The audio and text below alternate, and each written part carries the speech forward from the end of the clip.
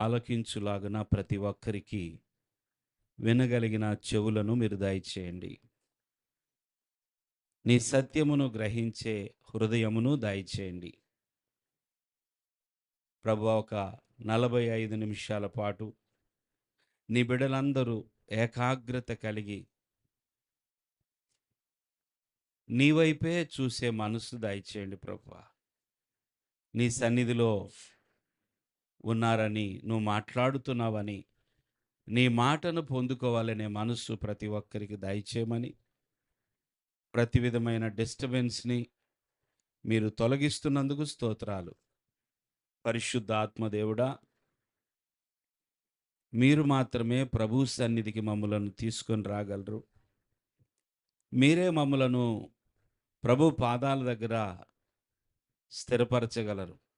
ఆత్మదేవుడా, మా మధ్యలో మీ కార్యం జరిగించుకోమని యేసు నామములో ప్రార్థన చేస్తున్నాము తండ్రి. ఆమేన్. ప్రియ దేవుని బిడ్డలారా, సర్వోన్నతమైన స్థలములలో దేవునికి మహిమయు, ఆయనకిష్టులైన మనుషులకు భూమి మీద సమాధానము కలుగునుగాక. ఈ చివరి మాట మనం విన్నప్పుడు భూమి మీద సమాధానము సాధ్యమేనా అనే ప్రశ్న ఎదురవుతుంది. భూమి మీద సమాధానము సాధ్యమేనా? ఇప్పుడున్న పరిస్థితులన్నీ మనం చూసినప్పుడు మనము నిజంగా సమాధానంగానే ఉండగలుగుతున్నామా? మన హృదయాలలో సమాధానము ఉన్నదా?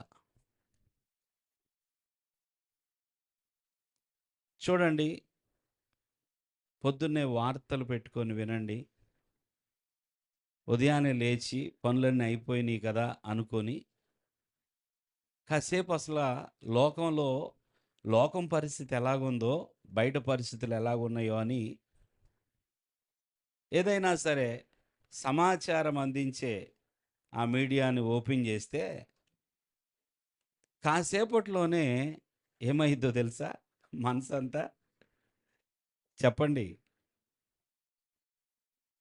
ఉన్న సమాధానం కాస్త పోయిద్ది. సమాధానము భూమి మీద కనబడటం లేదు. ఎక్కడ చూసినా భయంకరమైన కొట్లాటలు జరుగుతా ఉన్నాయి.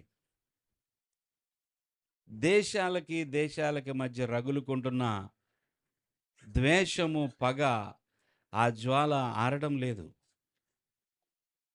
ఒక దేశము మరొక దేశము యుద్ధాలు చేసుకుంటూనే ఉన్నాయి. సమాధానం లేదు. సరే, వితిన్ ద కంట్రీ అంటే దేశము లోపలే ప్రజలు ఎలాగున్నారంటే ఒకరికి ఏం లేదండి, సమాధానం లేదు. దేశములో ఉన్నవారికి సమాధానం లేదు. దేశానికి మరొక దేశానికి సమాధానం లేదు. పరిస్థితులన్నిటిని చూస్తుంటే ఏమవుతుంది ఈ లోకము? ఏమవుతుంది మనిషికి? మనిషి యొక్క మనుగడ సాధ్యమేనా? అసలేమిటి మనిషి జీవితం? ఈ భూమి మీద ఎందుకని ఇంత భయంకరమైన సంఘటనలు జరుగుతున్నాయి అని అనేక విషయాలను బట్టి మన మనస్సులో నెమ్మదిని కోల్పోయి మనం అనేకసార్లు సమాధానాన్ని పోగొట్టుకున్న వారముగా ఉంటూ ఉన్నాం. చూడండి, ఇరుగు పొరుగు వారితో సమాధానము ఉండటం లేదు. మనం ఎంత సమాధానముగా ఉండాలని అనుకున్నప్పటికీ కూడా అనేకసార్లు సమాధానము అంటే ఎంతో అశాంతితో, ఎంతో అసమాధానముతో భూమి నిండిపోయింది. అలాగని మనము చదువుకున్న ఈ వాక్యాన్ని మనం కొట్టివేద్దామా?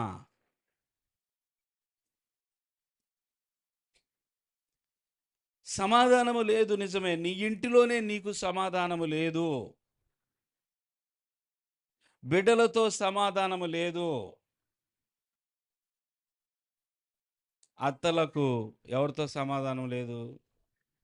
కోడళ్ళతో సమాధానం లేదు. కోడళ్ళకి అత్తతో సమాధానం లేదు. తల్లిదండ్రులకు బిడ్డలతో ఏం లేదు. సరే అత్త, కోడలంటే వేరు వేరు అనుకుందాం.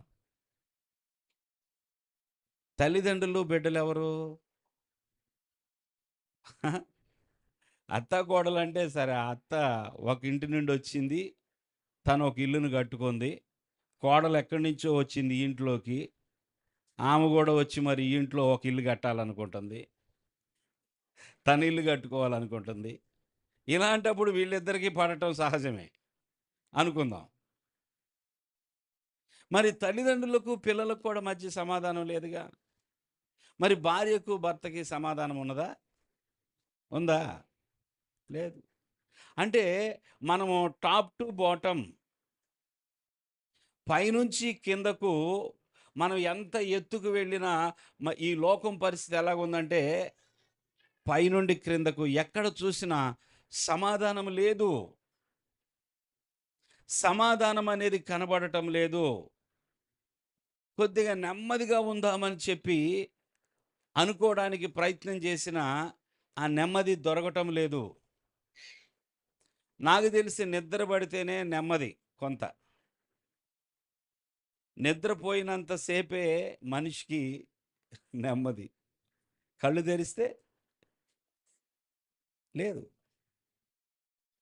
ఇంత భయంకరమైన పరిస్థితులు, యుద్ధాలు, కరువులు, వాతావరణంలో మార్పులు కదా! ఇది ఏ కాలం? వర్షాకాలమే గదా! వర్షాలున్నాయా? లేవు. ఎప్పుడు ఏది ఉంటుందో, ఎప్పుడు ఏది ఉండట్లేదో, ఏ కాలంలో ఏం జరుగుతుందో అసలు ఏ కాలమో గుర్తుపట్టే రోజులు కాదిది. ఒకప్పుడులాగా వర్షాకాలం అంటే వర్షాలే పడతా ఉంటాయి. ఎండాకాలం అంటే ఎండలే కాస్తాయి అనేది గాదిప్పుడు. పరిస్థితులన్నిట్లో మార్పొచ్చేస్తుంది. మనిషి యొక్క మనుగడలో చాలా మార్పొచ్చింది. మనుషులలో ప్రభుత్వాలకి, ప్రభుత్వాన్ని నిలబెట్టుకున్న జనులకు సమాధానం ఉంటుందా? ఏముండట్లా. ఓటు వేసిన వాళ్ళకే ఈ ప్రభుత్వానికి ఎందుకేసాను అనుకుంటారు కదా! సరే అని ఇంకొక ప్రభుత్వానికి ఓటు వేస్తే అప్పుడొస్తుందా సమాధానం? అప్పుడు ఉండట్లా. ఎప్పుడూ కూడా ప్రభుత్వానికి, ప్రజలకు మధ్య సమాధానము కుదరట్లా. అధికారులకు, యజమానులకు, కింద పనిచేసే దాసులకు సమాధానం ఉంటుందా? ఒక చోట ఒక గదిలో పని చేయటానికి నలుగురు కూడుకున్నారనుకోండి. వారు పనయ్యేంత వరకు ఆ గదిలో నుంచి బయటికెళ్ళిపోయేంత వరకు ఒకళ్ళ మీద ఒకళ్ళు ఏదో ఒక సమాధానం లేదు. సమాధానం కానీ మనము దేవుని యొక్క మాటను ఆలకించినప్పుడు దేవుడు మనకి నిజంగా సమాధానం ఇస్తాడా? భూమి మీద అని రాస్తుంది ఇక్కడ. దేవుని స్తోత్రం. లేకపోతే మనం దాన్నేం జేస్తామో తెలుసా? భూమి మీద సమాధానం లేదు అని చెప్తాం. భూమి మీద ఉండదండి, పోయిన తర్వాతే ఉంటదంటాం. ఇక్కడి నుంచి పోతే తప్ప ఏం రాదు మనకి? సమాధానం రాదంట. కానీ దేవుని యొక్క దూతలు, పరలోక సైన్య సమూహము దేవునికి స్తోత్రాలు చేస్తూ ఉన్నారు. ఎందుకంటే ఎందుకు? భూమి మీద ఆయనకిష్టులైన మనుషులకు సమాధానం రాబోతుందంట. దేవుని స్తోత్రం.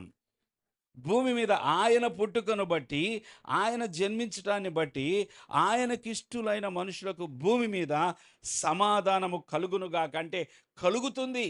ఆమేన్. పరలోకమంతా ఆరాధన చేస్తూ ఉన్నారు. సమాధానం కలుగును. భూమి మీద ఆయనకిష్టులైన మనుషులకు సమాధానము కలుగునుగాక.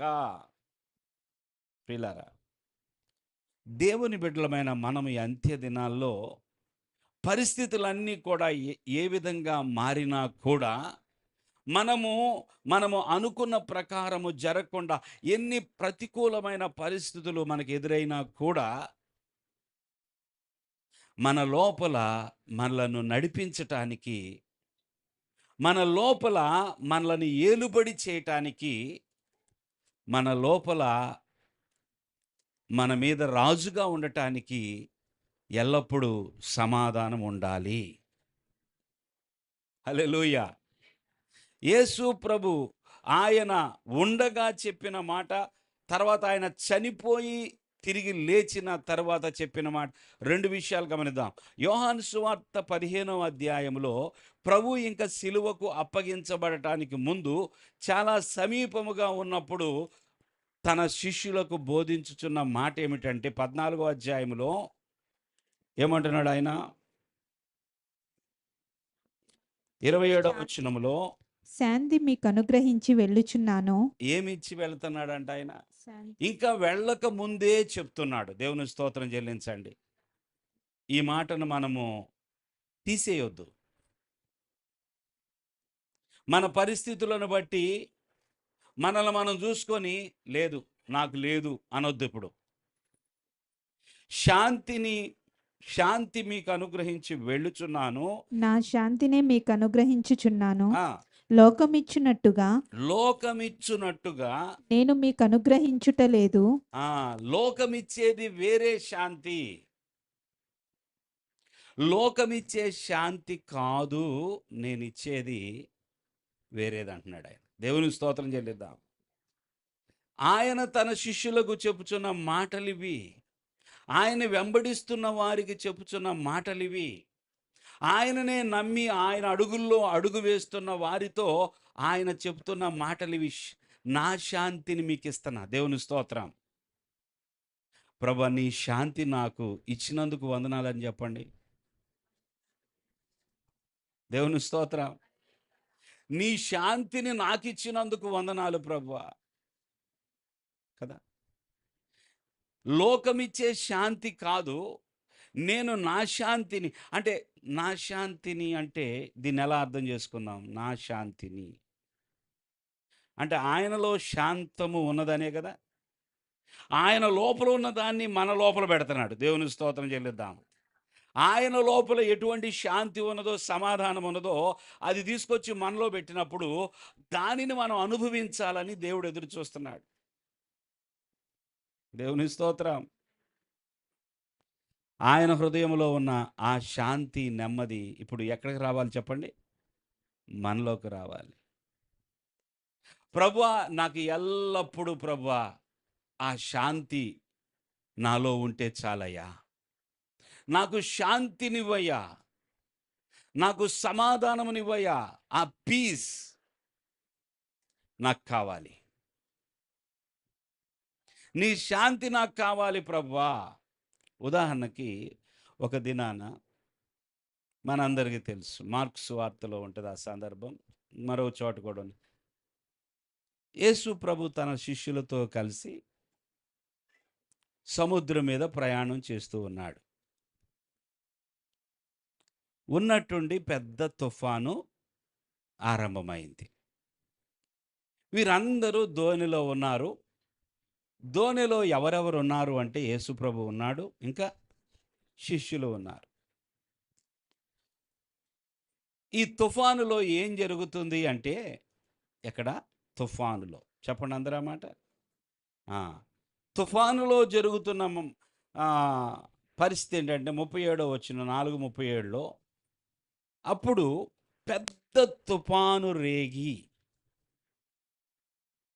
ఎటువంటి తుఫాను చెప్పండి దయచేసి?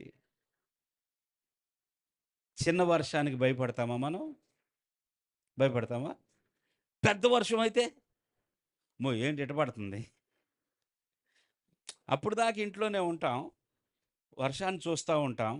చిన్న వర్షం పడుతుంది అనుకోండి, దాన్ని అసలు పట్టించుకోం. వర్షం పడుతుందా అంటాం. వర్షము మనం ఊహించనంతగా కొమ్మరింపు కనుక జరుగుతుంటే ఇక అప్పుడు తలుపులు వేసేసి కిటికీలు వేసేసి కిటికీలోంచి చూస్తూ ఉంటాం. ఎందుకని? వర్షం ఏమైంది చెప్పండి? పెద్దదైంది. ఇప్పుడు ఏ తుఫాన్ అంటే ఇది? ఏ తుఫాను? హుద్హుద్ తుఫాను గురించి విన్నారుగా? విశాఖపట్నాన్ని అతలాకుతలం చేసేసింది హుద్హుద్. పెద్ద తుఫాను. వీరు ధోనిలో వెళ్తుంటే ధోనికి పైన కప్పు ఉంటుందా? అమ్మ అందరు ఉన్నారు ఇక్కడే, దేవుని స్తోత్రం చెల్లించి. ధోనికి పైన కప్పు ఉంటుందా అని అడుగుతున్నా. కప్పు అంటే ఉంటుందా? ధోని అంటే మరి ఇటుపక్క అటుపక్క ఏమన్నా గోడల్లాగా ఉంటాయా? ఇప్పుడు మనం చూసే పెద్ద ఓడలు చూసారనుకోండి, వాడ తుఫాన్ వచ్చినా, ఏమొచ్చినా, గాలొచ్చినా, ఏమొచ్చినా లోపల ఇంట్లో ఉన్నట్టే ఉంటారు కదా! ధోని అంటే అలాగుంటదా? ఉండదు కదా! వీరు ఎక్కడ దేనితో ప్రయాణం చేస్తున్నారు? ధోనిలో ప్రయాణం చేస్తారు. పెద్ద తుఫాను రేగి ఆయన యున్న నేను ఒక మాట చెప్పటానికి ఈ సందర్భాన్ని తీసుకొస్తున్నా. దేవునికి స్తోత్రం. ఎవరు ఉన్నా? ఆయనంటే ఎవరండి? దేవునికి స్తోత్రం. యేసు ప్రభువు ఉన్న దోనె మీదకి ఏమొచ్చిందంట? అమ్మో!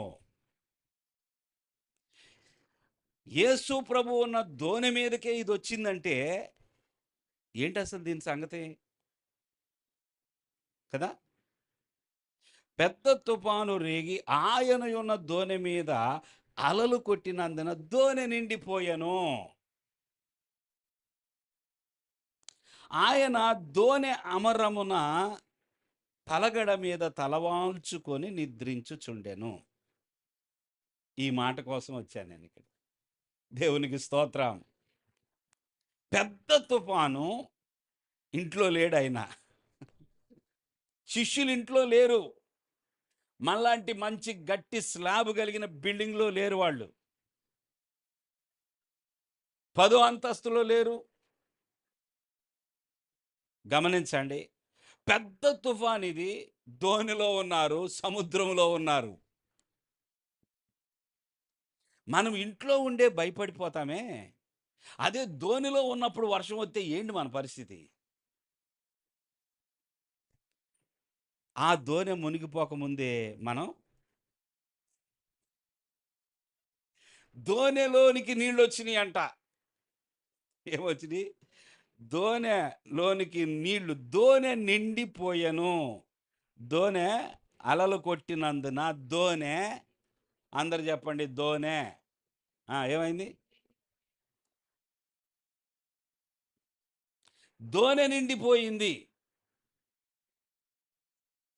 అసలు ఇంకేముందండి? ఏ క్షణానైనా ఏమవ్వచ్చు? మునిగిపోవచ్చు. మరి యేసు ప్రభు నిద్రపోవడం ఏంటి? అమ్మో! సమాధానం అంటే మరి ఇంత సమాధానమా? నెమ్మదిగా ఉన్నటువంటి ఏంటి దోణి మునిగిపోయేటప్పుడు కూడా నిద్రేనా? మనకు కొంచెం అలజడి మొదలవ్వగానే పరిగెత్తుకెళ్ళి టాబ్లెట్ తెచ్చుకుంటాం. ఇక్కడ దోణి మునిగిపోతుంది. ఏమాత్రం ఈయనకి కదలిక లేదు. ఈయన నిద్రపోతున్నాడు అంతే ఇక. వీళ్ళేమంటున్నారంటే చూడండి. వారాయనను లేపి బోధకుడా మేము ఏమని పిలుస్తున్నారు? బోధకుడా మేము నశించిపోవుచున్నాము. మేము నశించిపోవుచున్నాము నీకు చింత లేదా? ఆ, అని ఆయనతో అనిరి. అనిది. అ- చాలా నిజంగా తుఫానును గురించిన అలజడి నీలో ఉంటే, నిజంగా తుఫాను యొక్క ప్రభావము నీకు అర్థం అవ్వకోకుండా ఏముండదు. దీని యొక్క ఇంత తీవ్రత చూసి దోణి నిండా నీళ్లు మునిగిపోయి ఉండగా ఆ నీళ్ళలోనే నువ్వున్నావు. అయినా కూడా నువ్వు మాత్రం లెగవట్లా అంటే నీ ఉద్దేశం నీకేం కాదు. నీవు మునిగిపోయినా నీకేం కాదు. అంతే కదా! వారు డిసైడ్ అయిపోయారు. యేసు ప్రభుకి ఏం కాదు. మరి ఎవరికయ్యిద్ది? వీళ్ళకే అయ్యిద్ది. నీకు చింత లేదా? ఇప్పుడు నశించిపోయేవారు ఎవరంట? యేసు ప్రభు. మనము నశించిపోతున్నాము అయ్యా, మన మీదకి ప్రమాదం వచ్చింది అయ్యా, మనమందరము నశించిపోతున్నామని కేక వేయాలి కదా! మరి ఏం కేకేస్తున్నారు వీళ్ళు? మేము నశించిపోతాం చెప్పండి అందరూ. ఇదే కేక మంది ఎప్పుడు కూడా. మళ్ళా చెప్పండి. దాన్ని ఇంకా పర్సనల్ చేయండి. ఆ, నేను నశించిపోతున్నాను. నా జీవితం అయిపోయింది, ఇక నా పని అయిపోయింది, నాకిక ఛాన్స్ లేదు, నేను నశించిపోతున్నాను. నా పరిస్థితి ఏంటి? నీకు చింత లేదా? నేను నశించిపోయే కండిషన్‌లో ఉన్నా, నీవు మాత్రం నిద్రపోతున్నావు. ఇది మన పరిస్థితి. ఈ లోకంలో అనేక సంఘటనలు జరుగుతూ ఉండగా, ఆయన నమ్మిన బిడ్డలు మేము నశించిపోతున్నాం, నేను నశించిపోతున్నాం అని అంటున్నారు.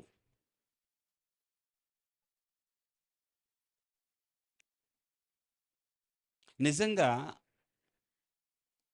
ఆయన ప్రక్కనే పెట్టుకొని నశించిపోతున్నాం అంటున్నారే, ఇదేనా విశ్వాసం? అంటే ఈ తుఫాను రాకపోతే వీళ్ళు ఎలా కనబడేవాళ్ళంటే గొప్ప విశ్వాసుల్లాగే కనపడేవాళ్ళు. అర్థమవుతుందండి. అమ్మో! వాళ్ళెవరో తెలుసా? ఎవరాళ్ళు? యేసు ప్రభు శిష్యులు. సామాన్యులు కాదండి వాళ్ళు. ప్రభు యొక్క శిష్యులు వాళ్ళు. వాళ్ళు వేరు, మనం వేరు అని ఇతరులు అనుకుంటా. ఈ పెద్ద తుఫాను వచ్చింది గదా! ఈ పెద్ద తుఫాను వచ్చినప్పుడు ఈ శిష్యులలో ఉన్న విశ్వాసం ఎంతో బయటపడుతుంది. ఈ తుఫాన్ని వీళ్ళేం తెచ్చుకోలేదు. ఇది వీరి తప్పిదం వల్ల జరిగింది కాదు. ఇది వాతావరణం మార్పు. ఇది దేవుని సృష్టి అది. ఆ సృష్టిలో అనేకమైన మార్పులు జరుగుతా ఉంటాయి. తుఫాను రావడానికి వీరిలో ఏ ఒక్కరు కారణం కాదు. యోనా కారణం అన్నట్టుగా అది ఆళ్ళే అట్లాంటోళ్ళు ఎవరు లేరు. ఈ దోణిలో యోనా లేడు. దేవునికి స్తోత్రం. ఈ దోణికొచ్చిన తుఫానుకి కారణము వీరు గాదు. తుఫాను వచ్చిందంతే. తుఫాను వచ్చింది గనుక ఈ తుఫానులో వీరి విశ్వాసం ఏమిటో పరీక్షలోకొచ్చారు వీళ్ళు. మేము నశించిపోతున్నాము. నీకు చింత లేదా? మా పట్ల నీకు చింత ఉన్నదా? లేదా? ఎందుకు? నా విషయంలో ఎందుకు ప్రభు ఇలా జరుగుతుంది అని అనుకుంటున్నారు. నాకే ఎందుకు ఇలా జరుగుతూ ఉన్నది? నాకెందుకు ఇన్ని ఒత్తిళ్ళొస్తా ఉన్నాయి? ఎటు చూసినా ఎందుకని నాకు సమాధానం కలగట్లేదు. కొంతమందిని చూస్తుంటే వాళ్ళు ఎంతో నెమ్మదిగా ఉన్నట్లుగా ఉంటున్నారు. శాంతితో ఉన్నట్టుగా ఉంటారు. నాకెందుకు మరి? నాకెందుకు? ప్రతిరోజు నువ్వు ఎన్నో సార్లు ప్రభువుని ఇలా ప్రశ్నిస్తానే ఉన్నావు. నీకు చింత లేదా అసలు? ఏది అనుకోకుండానే అంటున్నావు లోపల. నోటితో అంటలేదు గానీ, నీ నీ మనసుతో అంటున్నావు. నీ ఆలోచనలతో, నీ తలంపులతో ఏమని అంటున్నావో తెలుసా? ఎందుకు? నాకు ఎటు చూసినా కూడా ఎందుకు నాకు ఇటువంటి కరువు? నాకెందుకు ఇటువంటి కొరత ఉన్నది? నాకెందుకు సమృద్ధి లేదు? నాకెందుకు అప్పులు ఉన్నాయి? నాకెందుకు అందరూ శత్రువులవుతున్నారు? నన్నెందుకని ఎవరు ప్రేమించడం లేదు? ఇదేనండి ప్రతి దినము వేదన. నా ఇంట్లోనే నాకు సమాధానం లేదు. నేనెక్కడుండాలి? అడవిలో ఉండాలా? ఇంట్లో సమాధానం లేదు ఎక్కడికెళ్ళాలి చెప్పండి? పొద్దున్నుంచి సాయంత్రం దాకా పని చేసి వచ్చిన వాడికి విశ్రాంతి ఎక్కడుంటది? ఇంట్లోనేగా ఉండేది. ఇంట్లోకి రాగానే మొదలైందనుకోండి, పొద్దునుండి సాయంత్రం వరకు పని చేసొస్తారు. ఇంట్లోకొస్తారు. ఎందుకొస్తారంటే, హమ్మయ్య! ఇక పనయిపోయింది. ఇంకొచ్చి నాకు విశ్రాంతి కావాలనుకుంటారు. ఇక్కడ మొదలైందనుకోండి, ఎక్కడ పోవాలాళ్ళు? నాకు విశ్రాంతి లేదు. నాకు నెమ్మది లేదు. నాకు సమాధానము లేదు.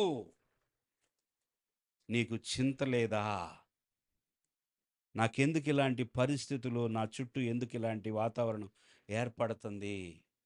నేను నశించిపోయేటట్లున్నాను. నేను ఏ క్షణమైనా సరే నా జీవితాన్నే పోగొట్టుకునేటట్టుగున్నాను.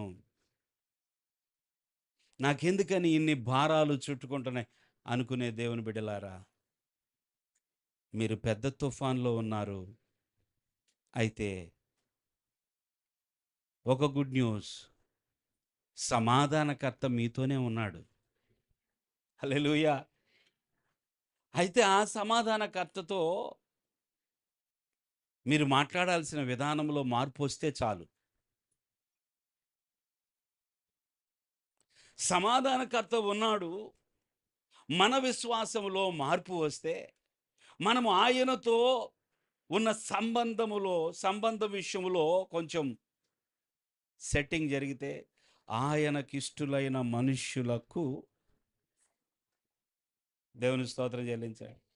ఆయనకిష్టులైన మనుష్యులకు, ఆయనకి ఇష్టులవ్వాలి అంటే మన విశ్వాసములో మార్పు రావాలి. మనము విశ్వాసము లేకుండా దేవునికి ఇష్టులై ఉండుట. దేవుని స్తోత్రం.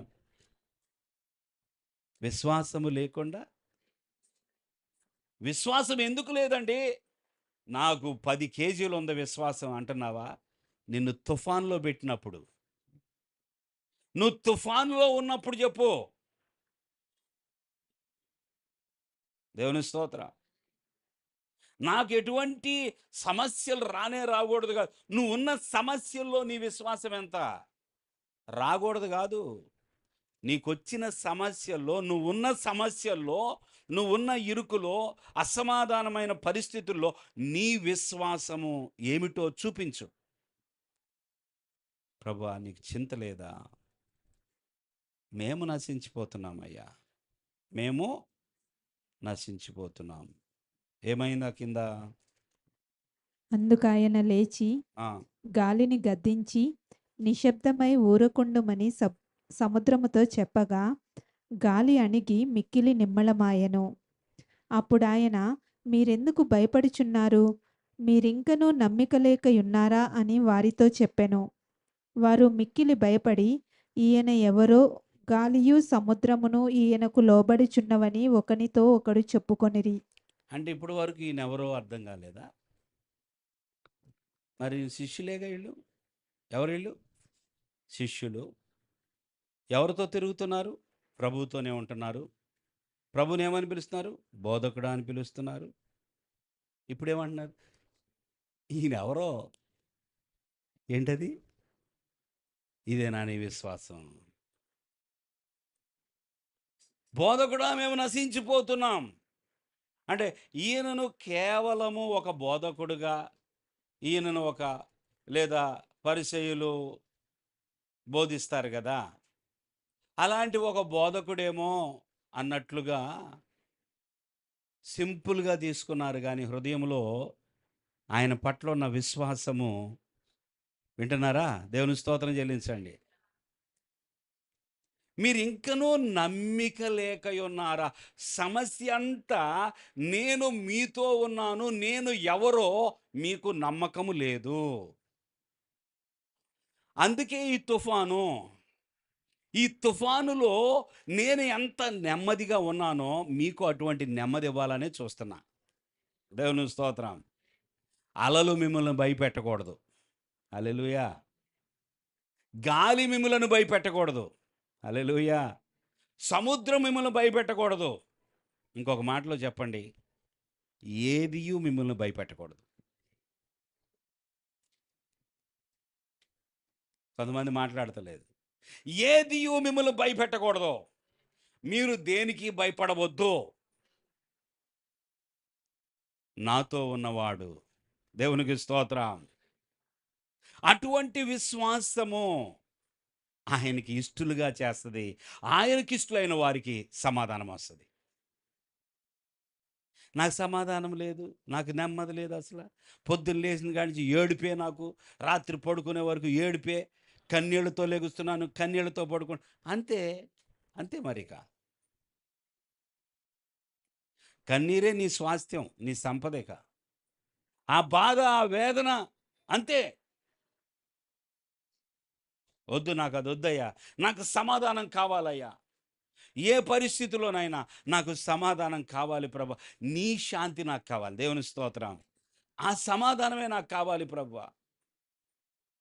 ఈ భూమి మీద ఉండగానే నాకు సమాధానం కావాలి. దేవుని స్తోత్రం. ఎట్లా పోయి నాకు వచ్చిందిలే ప్రభు, నువ్వు ఇస్తావు, నమ్మదగిన దేవుడు అనుకుంటే సరే, మీ ఇష్టం. ఆ విశ్వాసంలో మీరు కొనసాగాలంటే అది మీ ఇష్టమే. ప్రభు ఎలా పోయిన తర్వాత ఇక అంతా సమాధానమే కదా. ఇప్పుడు లాజరు నెమ్మదిగా ఉన్నాడంట. ఎవరు?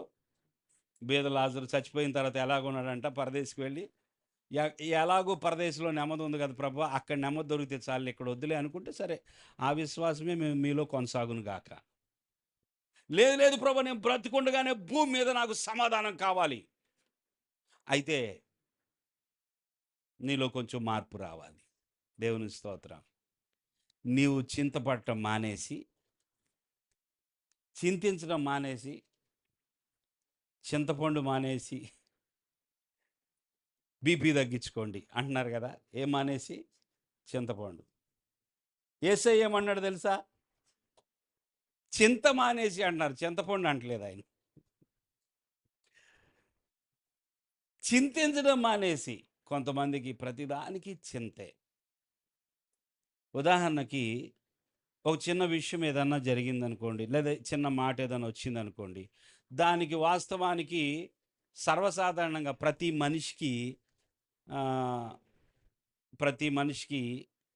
ఒక చిన్న సమస్య వచ్చిందనుకోండి, మనిషి అన్నవాడికి ప్రతి మనిషికి సాధారణంగా దాన్ని ఎలా చెప్పాలనేది నేను ఆలోచిస్తున్నా. సాధారణంగా ఓ 10 నిమిషాలు దాని గురించి కొంచెం బాధపడి మళ్ళీ సెట్ చేసేసుకోవచ్చు. ఓ 10 నిమిషాలు కొద్దిగా బాధ కలిగినా ఓ 10 నిమిషాల్లో సెట్ అయిపోవచ్చు. కొంతమంది అలా కాదండి. ఆహా! 10 నిమిషాలు కాదు, నిమిషాలు చాలా వాళ్ళకి. 10 రోజులు కూడా కష్టమే. ఏంటి? చిన్న సమస్యకి ఎంత చింతిస్తారో తెలుసా? ఇక దాన్నే పట్టుకొని చింతి మాట్లాడరు ఎవరితో, ఇక అంతే. సరిగా తినరు, నవ్వరు. ప్రార్థనకు వచ్చినా కూడా ఉంటుంది. ఎక్కడికి వచ్చి ఎవరండి వీళ్ళ చింత తీసేసేది? ఇప్పుడు ఇంట్లో, బయట, ప్రార్థనలో ఏదో జరిగింది, అదే మనసులో పెట్టుకొని ఇంత దానికి ఇంత చింతిస్తారు. దేవుడేమో చింతపడకుడి అంటున్నాడు. దేవుని సమాధానము ఎవరిలో ఉంటుందో తెలుసా? ఇందాక ఫస్ట్ స్టెప్ ఏం చెప్పుకున్నాం? ఆయనకి ఇష్టలైన మనుషులకి. ఆయనకి ఇష్టలు ఎవరని చెప్పుకున్నాం? ఆయన మీద. అందుకే మరి జాగ్రత్తగా వినాల. పెద్దగా వింటున్నాం అన్నట్టుగా కాదు, గట్టిగా వినండి. దేవుని స్తోత్రం. విశ్వాసం. విశ్వాసం. వారు ధోనిలో కూర్చున్నప్పుడు మీకు ఇంకనూ నమ్మిక లేదా అన్నాడు, చూసారా? ఈ విధంగా మేము నశించిపోతున్నాం, నీకు చింత లేదని నన్ను అడుగుతున్నారు మీరు, నన్నే ప్రశ్నిస్తున్నారు. ఇప్పుడు మీకు విశ్వాసం ఉంటే ఈ పని చేసేవాళ్ళ? మీ విశ్వాసమును బట్టి అది ఆటోమేటిక్గా అడిగిపోయేది. దేవునికి స్తోత్రం. తుఫాను మమ్మల్ని నువ్వేం చేయలేవు, మాతో మా ప్రభు ఉన్నాడు. దేవునికి స్తోత్రం. మా ప్రభు మాతోనే ఉన్నాడు, నువ్వేం చేస్తావు మమ్మల్ని తుఫాను అని ఒక్కరికి కూడా విశ్వాసం లేదు.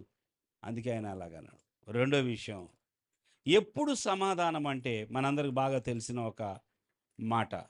రాత్రి ఒక చోట వాక్యం చెప్తా నేను అన్నాను కదా, దేవుడిస్తున్న ఒక మంచి ట్యాబ్లెట్ ఇది అన్నాను. చాలా మంచి మందు అని చెప్పాను ఒకరికి రాత్రి. ఫిలిప్పీలకు రాసిన పత్రిక ఏంటా ట్యాబ్లెట్ చూద్దాం. 4వ అధ్యాయము 4వ వచనం నుండి చదువుదాం. ఎల్లప్పుడును ఆ, ప్రభువునందు ఆనందించుడి. ఆనందించుడి. మరలా చెప్పుదును, ఆ, ఆనందించుడి. ఆనందించుడి. మీ సహనమును ఆ, సకల జనులకు తెలియబడనీయుడి. తెలియబడనీయుడి. ప్రభువు సమీపముగా ఉన్నాడు. ఉన్నాడు. దేనిని గూర్చియు చింతపడు చెప్పమ్మా, చదువు చదువు. చింతపడకుడి గాని ఆ, ప్రతి విషయములోనూ ప్రార్థన విజ్ఞాపనముల చేత కృతజ్ఞతాపూర్వకముగా మీ విన్నపములు దేవునికి తెలియచేయుడి. ఉమ్. అప్పుడు సమస్త జ్ఞానమునకు మించిన సమస్త జ్ఞానమునకు మించిన దేవుని సమాధానము, ఎవరి సమాధానం? దేవుని సమాధానము యేసుక్రీస్తు వలన యేసుక్రీస్తు వలన మీ హృదయములకును ఆ, మీ తలంపులకును ఆ, కావలియుండును. దేవుని స్తోత్రం చెల్లించండి. నా హృదయమునకును అనండి. నా తలంపులకును. మరలా ఆ, ఆ, కావలివాడు ఉన్నాడు అని చెప్పండి. ఉన్నాడా? కావలివాడు ఉన్నాడా? వాచ్‌మెన్ ఉన్నాడు. పెట్టుకున్నారా మీరు? మీరు పెట్టుకున్నారా? చెప్పండి. పెట్టుకోలే. ఎవరు పెట్టారు మరి? ఎవరు పెట్టారు? దేవుడు పెట్టాడు. మన హృదయమునకు, మన తలంపులకు కావలి ఉండును. ఎవరయ్యా ఈ కావలివాడంటే, సమస్త జ్ఞానమునకు మించిన దేవుని సమాధానం. దేవునికి స్తోత్రం చెల్లిద్దాం. మన కావలివాడు ఎవరో వింటలేదు. దయచేసి చెప్పాలి. మన కావలివాడు ఎవరో? దెబ్బలు పడాలి. యేసుక్రీస్తు కాదు. ఆయన అనుగ్రహించే సమాధానం. దేవుని స్తోత్రం. సమస్త జ్ఞానమునకు మించిన దేవుని సమాధానం యేసుక్రీస్తు వలన మీ హృదయములకు, మీ తలంపులకు కావలి ఉండదు. ఎవరు కావలి ఉండేది? సమాధానం. చెప్పండి అందరు ఇప్పుడు. సమాధానం. మరలా చెప్పండి. ఈ సమాధానము మనకి కావలి ఉంటాడంట. దేవుని యొక్క సమాధానము మన హృదయమునకు, మన తలంపులకు సమాధానం. సమాధానం. సమాధానం. మీరు పొద్దున్నే లేచి మీరు ఏ పని చేసుకుంటున్నా సమాధానం మీకు కావలి ఉంటాడు. మీరు ఆఫీస్కి వెళ్తే సమాధానం, దేవుడిచ్చిన సమాధానం మీకు కావలి ఉంటుంది. దేవుని యొక్క సమాధానమును కలిగిన వారముగా భూమి మీద మనం జీవించాలని దేవుడు కోరుకుంటున్నాడు. చాలామంది ఈ విషయాన్ని తీసుకోలేకపోతున్నారు ప్రియులారా. క్రైస్తవులే వాళ్ళు, విశ్వాసులే, దేవుని బిడ్డలే, సమాధానంగా బ్రతకటం లేదు. సమాధానం లేదు వారి మనసులో. మరి ఆ పై భాగం అంతా వివరించాలి లెక్క ప్రకారం. ఎప్పుడు సమాధానము? ఎప్పుడంటే ఒక మాటలో చెప్ప, దేనిని గూర్చి చింతపడకుడు కానీ ప్రతి విషయంలోనూ ప్రార్థన విజ్ఞాపనముల చేత కృతజ్ఞతాపూర్వకంగా మీ విన్నపములు దేవునికి అప్పుడు. ఉందా అప్పుడని? ఉందా లేదా చెప్పండి. అదంతా చేయకోకుండా, ప్రభునందు ఆనందించకుండా, సహనము లేకుండా, చింత మాత్రం అలాగే ఉంచుకొని, ప్రార్థన లేకుండా, విజ్ఞాపన లేకుండా, కృతజ్ఞతాపూర్వకం లేకుండా సమాధానం లేదు, సమాధానం లేదు, సమాధానం లేదు. సమాధానము నీకు కావలి ఉండాలంటే ఆ పై వచనాలు. దేవుని స్తోత్రం. నాకు సమాధానం లేదు, దేవుడు నాకు సమాధానం ఇవ్వడం లేదు అనొద్దు. దేవుని స్తోత్రం. చింతించడం మానేసేయాలంట. ఇదే ట్యాబ్లెట్. దేవుని స్తోత్రం. మనం బాధపడటం వల్ల ఏమీ జరగట్లా, మార్పేం రావట్లా. కానీ మనం ప్రార్థన విజ్ఞాపన చేస్తే దేవుని స్తోత్రం, మనం బాధపడి బాధపడి బాధపడి బాధపడి అది అలాగే ఉంటుంది. బాధ కాకుండా ప్రార్థన విజ్ఞాపనల చేత కృతజ్ఞతాపూర్వకంగా మన వినపాలు దేవునికి తెలియజేస్తూ ప్రభువునందు ఆనందిస్తూ ఉంటే, చూడండి హన్నా వచ్చింది, చాలా కాలం బాధపడింది. దేని గురించి? పిల్లలు లేరని. పెనిన్నాతో ఎన్నో మాటలు అనిపించుకుంది. ఎంతో బాధ, ఎంతో వేదన, ఎంతో దుఃఖం. దేవుడు ఆమె గర్భమును మూసివేశాడంట. దేవుడు మూసివేస్తే ఎవరికి సాధ్యమండి? సాధ్యమేనా? దేవుడే తలుపు వేసేస్తే ఎవరు తలుపు తీయగలరు? దేవుడు నీ కోసం తలుపు తెరిచుంచితే ఎవరు ముయ్యగలరు? దేవుని స్తోత్రం చెల్లించండి. దేవుడు ఇవ్వనిదే గర్భఫలము యెహోవా ఇచ్చు. మరలా చెప్పండి. ఎవరిచ్చే బహుమానం అది? ఆ, అమ్మా నాన్న ఇచ్చే బహుమానం కాదు, భార్యకు భర్త ఇచ్చేది కాదు, భర్తకు భార్య ఇచ్చేది కాదు. ఈ బహుమానం అందరికీ కలిపి దేవుడు ఇవ్వాల్సిందే. దేవుని స్తోత్రం. ఆమె ఎంతో వేదనతో ఆ షిలోహు మందిరానికి వచ్చిన తర్వాత తన హృదయాన్ని అంతా కొమ్మరించేసింది. ఏడ్చి, ఏడ్చి, ఏడ్చి ఏడుపు అయిపోయిన తర్వాత ఇక మూలుగుతుంది. లోలోపల మూలుగుతూ ఉన్నది. అంటే ఏం చేస్తున్నా? ప్రార్థనా విజ్ఞాపనముల చేత మీ విన్నపములను దేవునికి అది చేస్తుంది. దేవునికి స్తోత్రం చెల్లించండి. అయిపోయింది ఇక ఆమె ప్రయత్నాలన్నీ అయిపోయినది. అప్పటికి ఆయుర్వేదము, హోమియో, అప్పుడు కూడా అలోపతి ఇది ఉంటే అది మొత్తం ఉన్న మందులన్నీ వాడేసి ఉంటది. అన్ని ప్రయత్నాలు అయిపోయింది ఇక. ఏ మాత్రం ఏ ఆకులు తిన్నా, ఏ పళ్ళు తిన్నా ఏమి జరగట్లా. ఇక లాభం లేదనుకుంది. మందిరానికొచ్చింది. భర్త కూడా ఒప్పుకోవట్లా. "నువ్వెందుకు అన్నం తినవు? నువ్వెందుకు ఏడుస్తా ఉన్నావు? నేను లేనా? 10 మంది కుమారుల కంటే నేను శ్రేష్ఠుడిని కాదా? నేను నిన్ను ప్రేమించట్లేదా? నీకెందుకు అంత బాధ?" అని భర్త కూడా అంటున్నాడు. కానీ ఆమె బాధ తగ్గుతుందా? తగ్గిందా? బాధ బాధే. అందుకని మందిరానికొచ్చి మొత్తం నీళ్ళన్నీ పోసేసింది. దేవుని స్తోత్రం. ఏం పోసేసింది? లోపల ఉన్న నీళ్ళన్నీ కుమ్మరించేసింది. కుమ్మరించిన తర్వాత ఈమె ఈ పని చేస్తూ ఉండగా పాస్టర్ గారు వచ్చారు. ఏలీ గారు వచ్చి, "ఏమ్మా, పొద్దున్నే ఇంతగా ఇక తెల్లవారిందా లేదా? నువ్వు పోయి పోయి మందిరంలోకే వచ్చావు కదమ్మా. ఇంత మత్తుగా మందిరంలోకి వచ్చేవేంటి?" అంటున్నాడు ఆయన. "ఇంత తాగొచ్చిందా?" కాదు. ఆయనకి అలా అనిపించింది.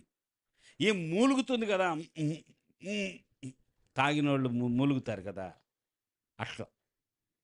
ఏం తాగి వచ్చిందేమో అనుకున్నాడు ఆయన. తీరా చూస్తే ఆమెలో ఉన్న చింతంతా, బాధంతా మొత్తం కుమ్మరించేసింది ప్రభు సన్నిధిలో. "అయ్యా నా ఏలినవాడా." చదువుతారా ఆ మాట? ఏమంటదామె? దాసుడైన ఏలియాతో, "నా ఏలినవాడా." నా ఏలినవాడా, హ్మ్. నేను మనోదుఃఖము గలదాననై యున్నాను. ఆ! నేను ద్రాక్షారసమునైనను ఆ! మద్యమునైనను పానము చేయలేదు గాని గాని నా ఆత్మను ఆ! యెహోవా సన్నిధిని కుమ్మరించుకొనుచున్నాను. కొమ్మరించుకొనుచున్నాను. ఆ! నీ సేవకురాలనైన నన్ను ఆ! పనికి మాలిన దానిగా ఎంచవద్దు. దయచేసి నన్ను పనికిమాలిన దానిగా చూడొద్దయ్యా. ఆ! అత్యంతం అత్యంతమైన కోప కారణమును బట్టి ఆ! బహుగా నిట్టూర్పులు విడుచుచు ఆ! నాలో నేను దీన్ని చెప్పుకొనుచుంటినెను. ఆ! తర్వాత ఏమన్నాడాయన? అంతట ఏలి, ఆ! నీవు క్షేమముగా వెళ్ళుము. అమ్మా, ఇక చాలు. నువ్వు చేసిన విన్నపమంతా ఇదిగో ఇప్పుడు దాకా కుమ్మరించేసావు కదా! నువ్వు చెప్పావుగా, విషయం అంతా చెప్పావు. నాకు బాగా అర్థమైంది. నువ్వు క్షేమముగా వెళ్ళుము. ఇశ్రాయేలు దేవునితో ఇశ్రాయేలు దేవునితో నీవు చేసుకొనిన మనవిని నీవు చేసుకొనిన మనవిని ఆయన దయచేయును గాక అని ఆమెతో చెప్పగా, ఆయన దయచేయును గాక అని ఆమెతో చెప్పగా, ఆమె అతనితో, ఆ! నీ సేవకురాలనైన నేను ఆ! నీ దృష్టికి కృపనొందుదును గాక అనెను. ఆ! తరువాత ఆ స్త్రీ ఆ స్త్రీ తన దారిని వెళ్ళిపోయి వెళ్ళిపోయి భోజనము చేయుచు ఆ! నాట నుండి దుఃఖముఖిగా నుండుట మానెను. మానెను. ఇంకొంచెం ముందుకి. తరువాత వారు ఉదయమందు ఆ! వేగిరమే లేచి ఆ! యెహోవాకు మ్రొక్కి తిరిగి రామాలోని తమ ఇంటికి వచ్చిరి. ఆ! చాలు. గమనించండి. చాలా బాధతో దేవుని దగ్గరకొచ్చి, బాధంతా కూడా దేవుని సన్నిధిలో వదిలేసి, దేవుని స్తోత్రం. ఈ రాత్రి మీరు కూడా ఆ పని చేసి వెళ్ళాలిక్కడ. పోయిన నెలంతా ఎవరైనా మిమ్మల్ని బాధ పెట్టుంటే, ఏ విషయాలైనా మిమ్మల్ని బాధిస్తూ ఉంటే, అది ఇక్కడ వదిలేసి వెళ్ళిపోవాలిప్పుడు. దేవుని స్తోత్రం. నాట నుండి ఆమె దుఃఖముఖిగా ఉండుట మానెను. అంటే ఇప్పుడు ఈమె హృదయములోకి ఏమొచ్చింది చెప్పండి? చెప్పాలి. కావలివాడు బయలుదేరాడు ఈమెకి. దేవునికి స్తోత్రం. కావలివాడిని తీసుకొని వెళ్ళింది ఈమె. ఈమె సమాధానము గలదిగా వెళ్ళింది. 12 సంవత్సరాలు రక్తస్రావ రోగం కలిగిన స్త్రీ కూడా ఆయనను ముట్టిన తర్వాత, స్వస్థపడిన తర్వాత ప్రభు అంటాడు కదా, "అమ్మా, సమాధానము గలదానవై వెళ్ళు." ఏం తీసుకొని వెళ్తావు వెళ్ళేటప్పుడు? ప్రభువు దగ్గర సమాధానము ఉన్నది. నీ ప్రతి సమస్యకు, ప్రతి ఒక్క దుఃఖకరమైన పరిస్థితికి, అవమానమునకు, నిందకు, నష్టమునకు, కష్టమునకు సమాధానమిచ్చే దేవుడున్నాడు. సమాధానకర్త ఆయన. మన ప్రభువు సమాధానకర్త. అందుకే ఆయన మరణించి మూడవ దినాన తిరిగి లేచినప్పుడు యోహాను సువార్త 20వ అధ్యాయంలో 3వ దినాన శిష్యులందరూ, నా శిష్యులు ఇప్పటి వరకు ఈ 3.5 సంవత్సరాల పాటు నాతో పాటు నడిచిన వారు, నాతో పాటు భోజనం చేసిన వారు, నా బోధలు విన్నవారు, నేను చేసిన అద్భుతాలు, ఆశ్చర్యకార్యాలు చూసిన వారు, వీరందరూ నా శిష్యులు. నేను సిలువ వేయబడుతుంటే నన్ను వారు బంధించి రాత్రి వేళ తీసుకొని వెళ్తుంటే పారిపోయారే ఆ శిష్యులు. నన్ను విడిచిపెట్టి పారిపోయిన నా శిష్యులు ఎంతమంది ఉన్నారు సిలువ దగ్గర? చెప్పాలి. ఒకడు. ఎవరైనా? యోహాను. అందరూ పారిపోయారు కదా. ఆ శిష్యులు ఎక్కడున్నారా అని ప్రభువు వెతుకుతూ వస్తే ఒక గదిలో ఉన్నారు వీళ్ళంతా. ఎక్కడున్నారు చెప్పండి? ఎక్కడున్నారు? ఆ ఆ తలుపులు వేసుకొని ఉన్నారంట. చెప్పాలి. ఎక్కడున్నారు? ఎలాగున్నారు వాళ్ళు? 3 రోజులు అయిపోయింది. ప్రభు సిలువ వేయబడి చనిపోయిన తర్వాత ఆయన ఆదివారం సంగతి చెప్తున్నా నేను. దేవుని స్తోత్రం చెల్లించండి. ఎప్పుడు సంగతి అండి ఇది? ఎప్పుడు సంగతి? ఆదివారం సంగతి చెప్తున్నా. వీరు ఒక గదిలో వీరందరూ చేరి తలుపులు వేసుకొని ఉన్నారు. ఏం చేస్తున్నారు? ప్రార్థన చేస్తున్నారా? ప్రార్థన చేస్తున్నారా? భయంతో ఉన్నారు. ఆ రాత్రి తప్పించుకొని వచ్చాము, ఆయన్ని ఎలాగో సిలువ వేసేశారు, చంపడం అయిపోయింది, పాతిపెట్టడం అయిపోయింది. ఇప్పుడు మనం నెక్స్ట్ ఏంటి?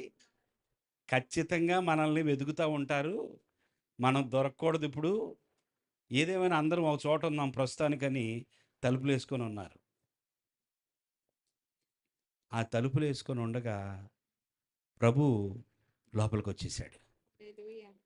దేవుని స్తోత్రం చెల్లించాడు. వచ్చి ఏమంటున్నాడో తెలుసా అండి? మీకు సమాధానము కలుగును గాక అని వారితో చెప్పెను. గట్టిగా చప్పట్లు కొట్టండి. ఆయన జన్మించినప్పుడు దూత వచ్చి ఈ ప్రకటన చేసినప్పుడు పరలోక సైన్య సమూహం ఆయనకిష్టులైన మనుషులకు భూమి మీద, ఇప్పుడు ఆయన మరణించి వీళ్ళకి రక్షణ భాగ్యం కలిగించి మరణాన్ని జయించి తిరిగి లేచి తలుపులు వేసుకొని ఉండగా లోపలకు వచ్చి అంటున్నాడు కదా, మీకు సమాధానము కలుగునుగాక. ఇదేనండి దేవుని మనసు. ఇక్కడ కూర్చున్న ప్రతి సహోదరితో దేవుడు చెప్తున్న మాట ఇదే. అమ్మా, నువ్వు సమాధానము గలదానవై వెళ్ళు. హల్లెలూయా. చూడండి అందరూ ఇటువైపు. ఏమంటున్నాడు చెప్పండి ప్రభు? సమాధానం గలదానవై వెళ్ళు. నీ తుఫాన్ ఎంత పెద్దదో ఆయనకి తెలుసు, కానీ సమాధానం గలదానవై వెళ్ళు. మన తండ్రి అయిన దేవుని నుండి, మన ప్రభు అయిన యేసుక్రీస్తు వారి నుండి కృపయు సమాధానమును మీకు కలుగునుగాక. తల వంచండి.